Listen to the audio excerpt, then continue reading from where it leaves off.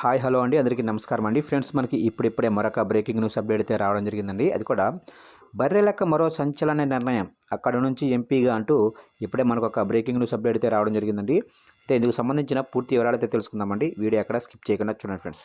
ఇక లేట్ చేయకుండా వివరాలకు తెలిపోదాము. ఒక్క వీడియోతో రాష్ట్ర వ్యాప్తంగా ఫేమ్, నిరుద్యోగుల సమస్యపై గొంతు విప్పడంతో యువతలో క్రేజ్. కట్ చేస్తే బర్రె లెక్క స్టేట్ వైడ్గా గుర్తింపు. బర్రెలెక్క అలియాస్ శిరీష ప్రయాణం ఇది. ఇక ఇటీవల ముగిసిన అసెంబ్లీ ఎన్నికల్లో రాష్ట్ర వ్యాప్తంగా బర్రెలెక్క పేరు మారుమోగింది. నాగూర్ కర్నూలు జిల్లా కొల్లాపూర్ నుంచి ఇండిపెండెంట్గా ఆమె ఎమ్మెల్యే అభ్యర్థిగా బరిలో నిలిచారు. అలనాటి బీఆర్ఎస్ సర్కార్లో ఉద్యోగం రాకపోవడంతో బర్రెలు కాస్తూ బతుకుతున్నట్టు వీడియో తీసిన ఆమెకు సోషల్ మీడియాలో భారీగా మద్దతు లభించింది. కాగా ఎన్నికల్లో ఆమెకు 5,754 ఓట్లు రాగా 4వ స్థానంలో నిలిచింది. ఇక తాజాగా బర్రెలెక్కకు సంబంధించిన ఓ వార్త వైరల్ అవుతుంది.